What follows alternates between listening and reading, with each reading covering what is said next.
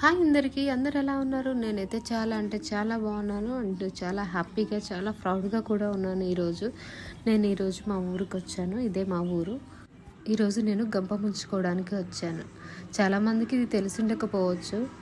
ఇక్కడ కనిపిస్తున్న పంట అంతా మా నాన్నగారు పండించారు. చెప్పుకోవడానికి చాలా ఎంత హ్యాపీగా ఉందంటే మాటల్లో ఎక్స్ప్రెస్ చేయలేనంత. ఇన్ని రోజులు అంత కష్టపడి పండిపించి ఇంటి ఆడపిల్లకి మొదటి గంప ఇచ్చి అందులో నుంచి గుప్పెడు మళ్ళీ మనం తీసుకుంటే మనకి ఎక్కువ అవుతా అన్న నమ్మకం.